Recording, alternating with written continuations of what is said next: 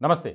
తెలంగాణ ముఖ్యమంత్రిగా రేవంత్ రెడ్డి బాధ్యతలు స్వీకరించిన తర్వాత ఆయన తీసుకుంటున్నటువంటి నిర్ణయాలు, ఆయన వెళ్ళే తీరు చూస్తుంటే ఖచ్చితంగా అందరూ శభాష్ అంటున్నారు. ముఖ్యంగా ఆయన ప్రతి శాఖపై సమీక్ష, అలాగే ఆయా శాఖల్లో జరిగినటువంటి అవినీతి, అక్రమాలకు సంబంధించి ఒక నివేదిక తయారు చేయించడం, అట్లానే ప్రతి డిపార్ట్మెంట్లో ఏం జరుగుతుంది, గత ప్రభుత్వంలో ఉన్నప్పుడు ఏం జరిగింది, ఇప్పుడు ఏం జరుగుతుంది, ఏం చెయ్యాలి అనే దాని మీద ఫోకస్ పెట్టారు. ఒక రకంగా చెప్పాలంటే ఆయన తీరు చూస్తుంటే ఒకే ఒక్కడు సినిమాలో అర్జున్ పురుషోత్తం క్యారెక్టర్లో ఒకరోజు సీఎం ఎలా చేశారో ఆయన బాధ్యతలు స్వీకరించిన తర్వాత అదే రకమైనటువంటి విధానం కొనసాగిస్తున్నారు అనేది ఇప్పుడు తెలంగాణ వ్యాప్తంగా బాగా వినిపిస్తున్నటువంటి మాట. ముఖ్యంగా ఆయన ఎక్కడైతే అధికారులను కూడా వదలట్లేదు, అట్లానే రాజకీయ నాయకులను సైతం. ప్రధానంగా చెప్పాలంటే ఆయన బీఆర్ఎస్ పార్టీని టార్గెట్గా పెట్టుకున్నారా అంటే ఖచ్చితంగా ముఖ్యంగా మనం చెప్పాల్సింది ఒకటే, ఎవరైతే అవినీతి అక్రమాలకు పాల్పడ్డారో వారిని ఉపేక్షించేది లేదు. అది సొంత పార్టీ అయినా, ప్రతిపక్షమైనా, విపక్షమైనా ఏదైనా సరే అన్న ఆలోచనతోనే ముందుకు వెళ్తున్నారు. దానికి రెండు ఉదాహరణలు. తాజాగా మల్లారెడ్డిపై కేసు నమోదు, అలాగే జీవన్ రెడ్డి ఆర్మూర్కు బీఆర్ఎస్ ఎమ్మెల్యేగా పనిచేసినటువంటి ఆయనపై కేసులు నమోదు. ఇలా ఒక్కటి కాదు, చాలామంది ఇప్పుడు బెదిరిపోతున్నటువంటి పరిస్థితి. ముఖ్యంగా ఎవరైతే అమాయక ప్రజలను వారిని టార్గెట్గా చేసుకొని వారిని మోసం చేస్తున్నారో వారికి చెక్ పెట్టాలి, వారికి సరైన బుద్ధి చెప్పాలి అన్న ఆలోచనలతో ముందుకెళ్తున్నారు.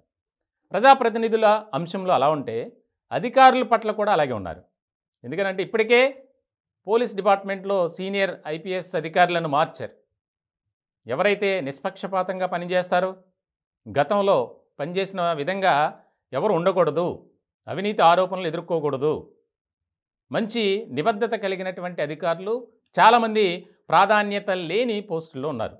వారిని బయటికి తీసుకొచ్చారు. ప్రధానంగా చెప్పాలంటే హైదరాబాద్ సిపిగా కొత్తకోట శ్రీనివాసరెడ్డి, ఇలా చాలామంది. ముఖ్యంగా ఐఏఎస్ అధికారుల్లో కూడా అదే వణుకు.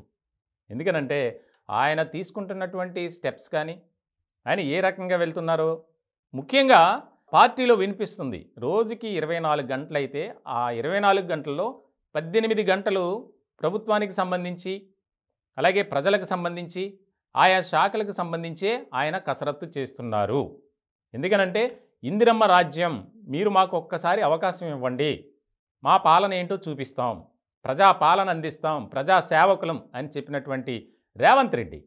ముఖ్యంగా చెప్పాలంటే ఇది ఆయన ప్రమేయం. అంటే ముఖ్యంగా చెప్పాలంటే ఆయన పాత్ర కాంగ్రెస్ పార్టీ అధికారంలోకి రావటానికి ఆయన ఎంతగా కష్టపడ్డారో, ఏ రకంగా కృషి చేశారో అనేది మనందరికీ తెలుసు. ముఖ్యంగా తెలంగాణ వ్యాప్తంగా ఇదే వినిపిస్తుంది. ఎందుకనంటే ఆయన తీసుకునే నిర్ణయాలు అధికారులు అడలెత్తుతున్నారు, ప్రజాప్రతినిధులు పరిగెత్తుతున్నారు నిజం చెప్పాలంటే. ఎందుకనంటే ఇప్పటివరకు ఎక్కడా లేదలా. మాజీ మంత్రి మీద కేసు నమోదు, 47 ఎకరాల భూమికి సంబంధించి గిరిజనులకు సంబంధించినటువంటి ల్యాండ్ను ఆక్రమించుకున్నారు, భూ కబ్జా చేశారు అని. అలాగే జీవన్ రెడ్డి వ్యవహారాన్ని చూస్తే కనుక ఆయన ఆర్టీసీ స్థలాన్ని లీజుకి తీసుకొని డబ్బులు కట్టకుండా, అలాగే విద్యుత్ ఛార్జీ అంటే ముఖ్యంగా అది కరెంటు సంబంధించినటువంటి కట్టకుండా కోట్లాది రూపాయలు పెండింగ్ పెట్టుకొని అధికారాన్ని అడ్డు పెట్టుకొని ఇప్పటి వరకు కాలయాపన చేశారు. వెళ్ళిన అధికారులను తిట్టడం, దాడి చేయడానికి ప్రయత్నం చేయటం, ఇవన్నీ ఒక్కటి కాదు, వందల కొద్దీ ఆయన నోటీసులో ఉన్నాయి. వెంటనే ఆయన బాధ్యతలు స్వీకరించిన తర్వాత ప్రగతి భవన్ని ప్రజా దర్బార్గా మార్చి, ప్రజా దర్బార్లో ఎన్నో వినతులను స్వీకరించినటువంటి ముఖ్యమంత్రి ఆ దిశగా కూడా ముందుకెళ్తున్నారు. ఒకటి కాదు, వందలాది ఫిర్యాదులు. వెంటనే దానికి సమస్య కూడా తక్షణం అయిపోవాలి అన్న ఆలోచనతో ముందుకెళ్తున్నారు. ఎవరు కూడా వచ్చినటువంటి మనల్ని నమ్ముకొని ఉన్నారు ప్రజలు, వారు మనకి ఓటు వేశారు కాబట్టి వారి సంక్షేమమే మన ధ్యేయం. మనం మంచి పాలన అందిస్తే ప్రజలు మనలను మెచ్చుకుంటారు. కాబట్టి ఈ 9.5 ఏళ్లలో ఏం జరిగిందనేది పక్కన పెడదాం. అందులో అక్రమాలు చేసిన అధికారులను సైతం వదలొద్దు, ప్రజాప్రతినిధులు, అందులో మంత్రులు ఉన్నా సరే. ఇప్పుడు అదే స్థాయి, అదే రకంగా బీఆర్ఎస్లో ఉన్నటువంటి మంత్రి, ఆయన మంత్రిగా పనిచేశారు మల్లారెడ్డిపై 420 కేసు, అలాగే ఎస్సీ ఎస్టీ అట్రాసిటీ కేసు. ఇలా ముందుకు వెళ్తున్నారు. అంతా తెలంగాణలో ఇదే రకమైనటువంటి చర్చ. నిజంగా చాలా స్పోర్టివ్గా ఉన్నారు, చాలా యాక్టివ్గా ముందుకు వెళ్తున్నారు. ఇదే రకమైనటువంటి ధోరణి భవిష్యత్ కాలంలో కూడా ముందుకు వెళ్ళాలి, ఎక్కడా కూడా వెనుకడుగు వేయకూడదు. ప్రజల మద్దతు ఎంతో ఉంది. అలాగే పార్టీలో ఉన్నటువంటి ఇతర నాయకులు కూడా సైలెంట్ అయ్యారు. ఎందుకనంటే ఎలక్షన్ టైంలో నేను ముఖ్యమంత్రి రేసులో ఉన్నానని 6-7 వచ్చారు. అందులో కొంతమంది గెలవలా. అధిష్టానం హైకమాండ్ ఏదైతే ఆదేశాలు జారీ చేసిందో దానికి కట్టుబడి ఉండి ఎవ్వరూ కూడా ఇప్పటి వరకు నోరెత్తకుండా, ఎవరైతే రేవంత్ రెడ్డి సీఎంగా ఉన్నారో ఆయన చెప్పిన మాట ప్రకారం ముందుకు వెళ్తున్నారు. నిజంగా తెలంగాణ రాష్ట్రంలో ఈ రకమైనటువంటి పరిస్థితులు చూస్తామని అక్కడ ఉన్నటువంటి ప్రజలు అనుకోలేదట. రాజకీయ వర్గాల్లో ఇదే చర్చ బాగా జరుగుతుంది.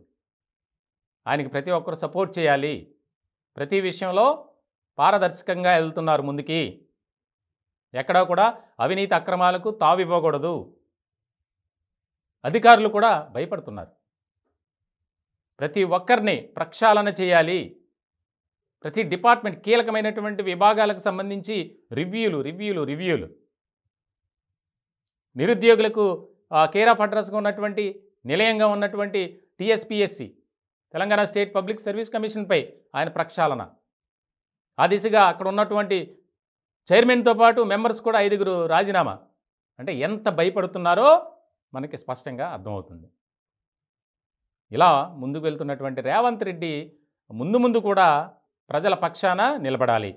ప్రతి అంశంలో ఆయనకు ప్రజల మద్దతు ఉంటుంది, అలాగే పార్టీలో ఉన్నటువంటి నాయకుల మద్దతు ఉంటుంది.